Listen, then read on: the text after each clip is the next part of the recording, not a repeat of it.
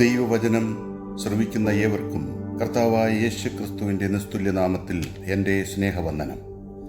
പ്രിയമുള്ളവരെ, ഇന്നത്തെ നമ്മുടെ വിചിന്തനത്തിനായി തന്നിരിക്കുന്ന വിശുദ്ധ വേദവാക്യം വിശുദ്ധ ലൂക്ക എഴുതിയ സുവിശേഷം 10-ാം അധ്യായത്തിൻ്റെ 25 മുതൽ 27 വരെയുള്ള തിരുവചനങ്ങളാണ്.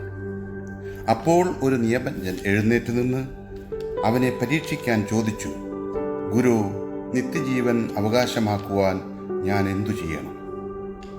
അവൻ ചോദിച്ചു, നിയമത്തിൽ എന്ത് എഴുതിയിരിക്കുന്നു? നീ എങ്ങനെ വായിക്കുന്നു?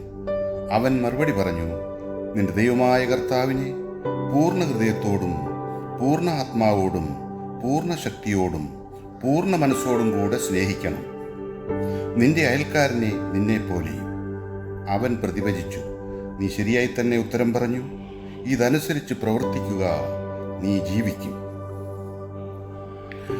പ്രിയമുള്ളവരെ, ഈ വേദവാക്യങ്ങളിലൂടെ കർത്താവായ യേശു ക്രിസ്തു നമ്മെ നിത്യജീവൻ അവകാശമാക്കാനുള്ള മാർഗം വളരെ കൃത്യമായി പഠിപ്പിക്കുകയാണ്. ഇവിടെ പ്രധാനമായും 2 തലങ്ങളെയാണ് കർത്താവായ യേശു ക്രിസ്തു നമ്മെ ചൂണ്ടിക്കാണിക്കുന്നത്. ഒന്നാമത്തെ തലം, നിയമം അറിയാം, പക്ഷേ അത് പാലിക്കുന്നില്ല, അതിൻ പ്രകാരം ജീവിക്കുന്നില്ല. രണ്ടാമത്തെ തലം, നിയമം അറിഞ്ഞ് അത് പാലിക്കുകയും അതിൻ പ്രകാരം ജീവിക്കുകയും ചെയ്യുക. പ്രിയമുള്ളവരെ, ഈ നോമ്പ് കാലത്ത് നമുക്ക് ഓരോരുത്തർക്കും നമ്മെ തന്നെ ഒന്ന് ശോധന ചെയ്യാം. നാം ഏത് തലത്തിൽപ്പെട്ടവരാണ്? നാം ദൈവനിയമം അറിഞ്ഞ് അതിന് പ്രകാരം ജീവിക്കുമ്പോൾ നമ്മിൽ നിന്ന് സ്നേഹം എന്ന ഫലം പുറപ്പെടും. അയൽക്കാരനെ നമ്മെപ്പോലെ സ്നേഹിക്കും. അയൽക്കാരൻ എന്നാൽ നാം ദൈനംദിന ജീവിതത്തിൽ കണ്ടുമുട്ടുന്ന ആവശ്യമുള്ളവർ ആരാണോ അവരാണ്.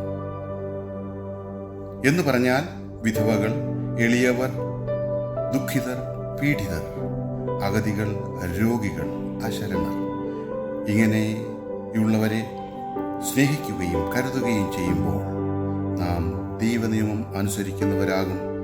സ്വർഗീയ ഫലമായ നിത്യജീവൻ, എവർലാസ്റ്റിംഗ് ലൈഫ് നമുക്ക് ലഭ്യമാകും. ആയതിനാൽ പ്രിയമുള്ളവരെ, നാം വചനത്തെ അറിയുന്നവരായിട്ടല്ല, പ്രത്യുത ദൈവവചനത്തെ നമ്മുടെ ജീവിതത്തിൽ പ്രാവർത്തികമാക്കി അതിൻ പ്രകാരം ജീവിച്ച് ദൈവം നമുക്ക് വാഗ്ദത്തം നൽകിയിരിക്കുന്ന നിത്യജീവൻ പ്രാപിക്കുവാൻ പ്രാർത്ഥനയാലും ഉപവാസത്താലും ഈ നോമ്പുകാലത്ത് കാരുണ്യവാനായ ദൈവത്തോട് നമുക്ക് ഓരോരുത്തർക്കും അപേക്ഷിക്കാം. ദൈവം നമ്മെ എല്ലാവരെയും സമൃദ്ധമായി അനുഗ്രഹിക്കട്ടെ. ആമേൻ.